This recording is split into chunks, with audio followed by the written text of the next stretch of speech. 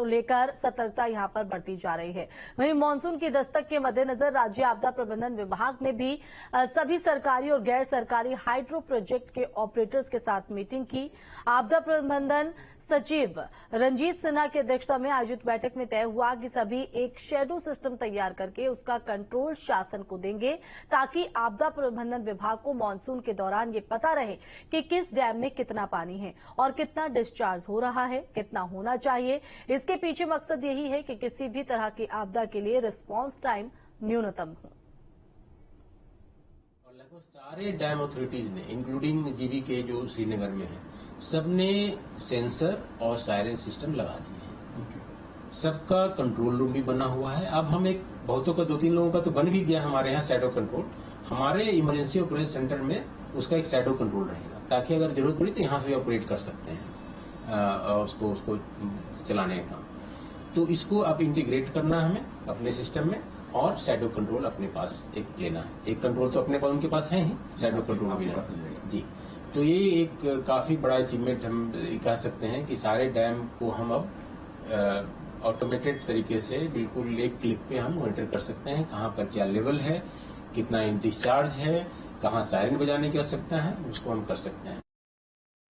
उत्तराखंड शासन में राज्य आपदा प्रबंधन विभाग के सचिव रंजीत सिन्हा ने आज जितने भी हाइड्रो प्रोजेक्ट हैं, जो राज्य में हाइड्रो प्रोजेक्ट संचालित हैं, उन सभी के संचालकों की या जो सरकारी हैं, जो यूजेवीएनएल के हैं, उत्तराखंड जल विद्युत निगम के जितने भी हाइड्रो प्रोजेक्ट हैं, सबकी एक मीटिंग ली। और चूंकि इस समय मानसून की दस्तक हो चुकी है, मानसून आने वाला है, तो इसीलिए उनको एक शैडो सिस्टम बनाने के लिए कहा है।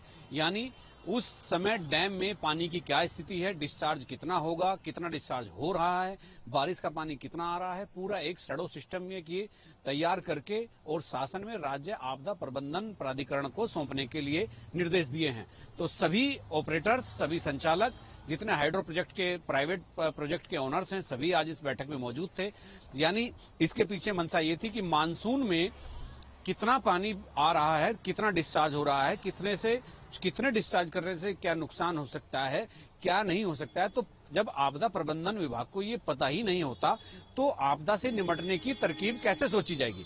तो इसीलिए सभी को ये निर्देश दे दिए गए हैं, एक शैडो सिस्टम बनाकर उसका कंट्रोल शासन को, राज्य आपदा प्रबंधन विभाग को दे दिया जाए, ताकि सभी हाइड्रो प्रोजेक्ट पर जितने भी यहाँ संचालित हैं, उन पर राज्य आपदा प्रबंधन की नजर रहे, और जिससे किसी भी तरह की आपदा से निपटने के लिए रिस्पांस टाइम न्यूनतम हो जाए। अपने सहयोगी कैमरामैन सोनी कुमार के साथ न्यूज स्टेट के लिए देहरादून से अजीत सिंह राठी।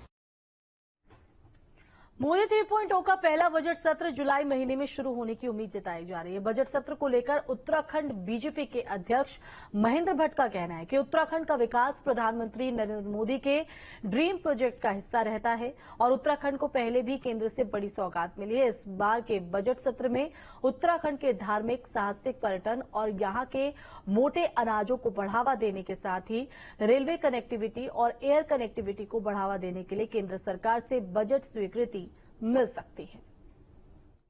प्रधानमंत्री जी के ड्रीम प्रोजेक्ट का हिस्सा रहता है, और मैं कह सकता हूं कि इस बार के बजट में उत्तराखंड का जो धार्मिक पर्यटन है, साहसिक पर्यटन है, और भी अनेकों, चाहे वो श्री अन्न का विषय हो, उसको जोड़ते हुए, और भविष्य के अंदर रेलवे कनेक्टिविटी के विषय, हवाई कनेक्टिविटी के विषय, निश्चित मुझे पूरा विश्वास है इस बार के बजट में सबकी व्यवस्थाएं निश्चित से दिखाई देगी।